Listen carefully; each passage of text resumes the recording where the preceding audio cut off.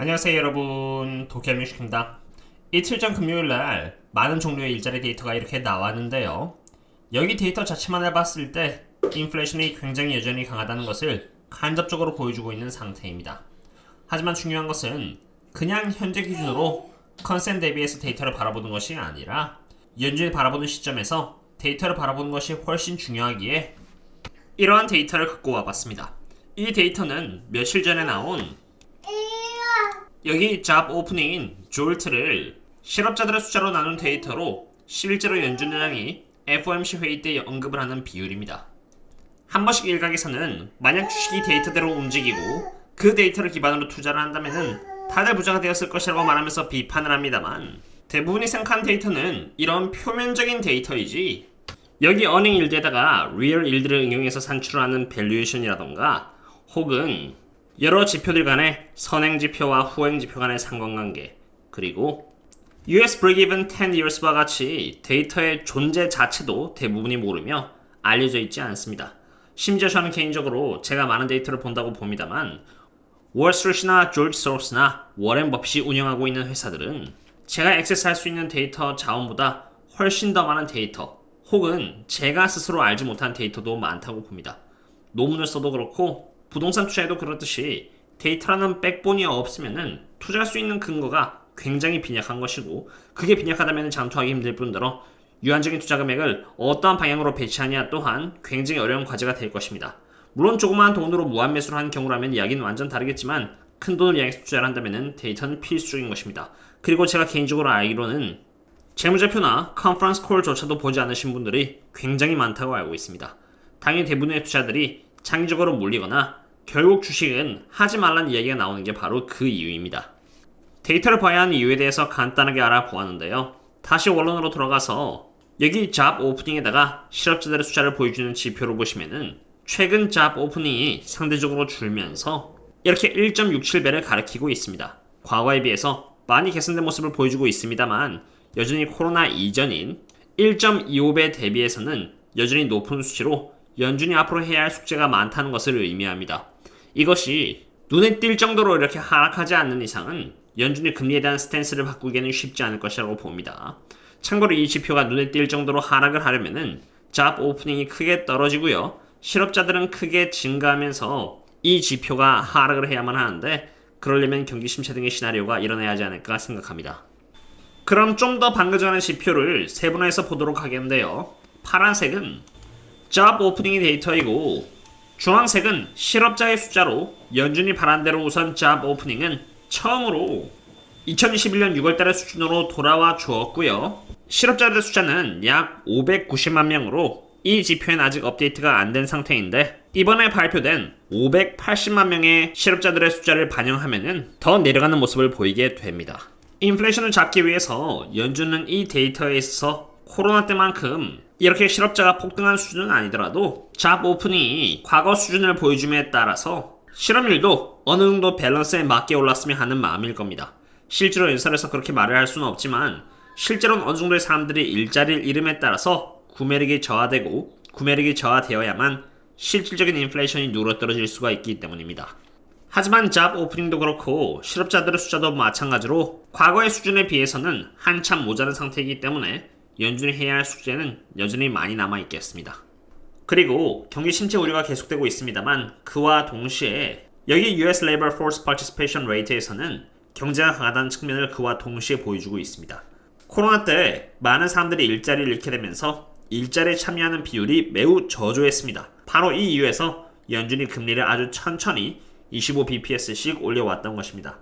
그런데 최근 들어서 제법 강한 일자리 참여 비율을 보여주었습니다. 사람들이 노는 것보다 그래도 많은 사람들이 일자리로 돌아와 줘야만 금리를 올릴 때 올리더라도 최대한 실업률의 급증을 막을 수 있기 때문입니다.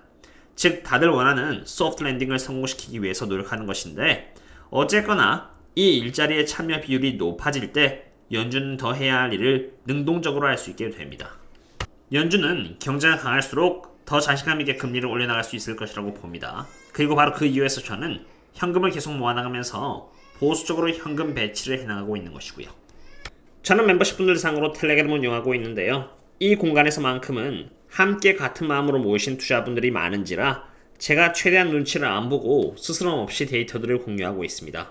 매크로 관련된 데이터인 ISM Service Index나 장단기체 스프레드에 대한 해석 및 다양한 선행 지표를 이용해 앞으로의 전망들을 바라보고 토론함은 물론 차트에 있어서 Rising Wedge 패턴 등의 차트 분석, 그리고 해치 펀드나 기관들에게 공유되고 있는 내부자 데이터 등 지금까지 약 1092여 개의 데이터 등에 대해서 반복적으로 업데이트를 하고 토론하면서 매크로를 추적하고 각 개별 기업에 대한 분석을 통해서 기관 관점에서도 세심하게 바라보면서 함께 투자를 하면서 투자를 해나가고 있는데요.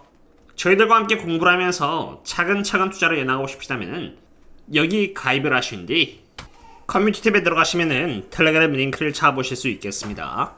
그럼 이제 정말 중요한 CPI의 전망을 한번 체크해 보겠습니다. 저희 멤버십 분들 상으로 하고 있는 텔레그램에는 이미 사전적으로 완전하게 분석과 공지를 드렸는데 제가 시간이 부족한 관계로 되는 만큼만 유튜브에 공유를 드리고 가보겠습니다. 보시다시피 여기 헤드라인 CPI는 5.1%가 예측된 상태로 확실히 지난달 6.0%보다는 빠르게 CPI가 하락할 것으로 예측이 되고 있습니다. 이 부분은 굉장히 고무적인 수치인 것입니다. 하지만 이번 CPI에 있어서 조심해야 하는 부분은 바로 Core CPI입니다. 여기 보시면은 Core CPI는 5.6%로 여기 헤드라인 CPI보다 높을 뿐더러 지난달 5.5%의 수치를 뛰어넘은 컨센을 처음으로 보여주었습니다. 여기 이 컨센이야말로 제가 과거부터 꾸준히 애틀랜타 페드 스티키 CPI 인덱스를 통해서 말씀드렸던 것처럼 인플레이션이 쉽게 내려오지 않고 있다는 증거입니다. 그리고 Core CPI의 전망을 보기 위해서 중고차 수치를 보여주는 Manheim Used Vehicle Index와 Used Car and Truck CPI 인덱스와의 상관관계를 보도록 하겠는데요. 하얀색이 바로 중고차 인덱스이고 파란색이 중고차와 중고트럭의 물가 인상률 CPI 수치로 과거부터 꾸준히 하얀색과 파란색의 지표는 서로 일치하는 모습을 보여줘 왔습니다. 그런데 여기 2023년을 시작으로 해서 이렇게 수치가 방향을 달리하더니 굉장히 큰 괴리감을 보여주고 있는 상태입니다. 2023년을 시작으로 해서 중고차 인덱스는 이렇게 큰 폭으로 올랐는데 그것에 대해서 CPI는 반영을 하지 않은 상태로 떨어졌다는 것이죠. 지금으로부터 결국 방향은 두 개입니다. 빠른 속도로 중고차 수치가 하락을 해주느냐, 아니면 이게 파란색 수치가 덜 반영을 받았기 때문에 다시 하얀색 수치만큼 상승을 하냐인데, 만약 여기서 파란색 수치가 올라가면은 당연히 Core CPI도 상승한 영향을 받게 되므로 잘 지켜봐야 하는 리스크 중 하나가 되겠습니다. Core CPI를 봤으니 Headline CPI도 보겠는데요. 여기 인플레이션 스왑 마켓 쪽에서는 지금 약 5.08% 정도를 예측하고 있는 상태로 Headline CPI인 5.1%보다 낮게 나올 것이라고 애널리스트들은 다행히도 예측을 하고 있습니다. 이 부분은 고무적인 부분입니다. 그러나 3월달의 CPI 전망이 아닌 그 이후의 전망까지 바라본다면 Headline CPI는 이렇게 오히려 4월달에 반등을 해줄 것으로 예측이 되고 있습니다. 즉 5월달에 발표될 4월달의 Headline CPI는 높게 나올 것으로 예측이 되고 있는데 그 이유는 바로 최근에 오른 유가 때문입니다.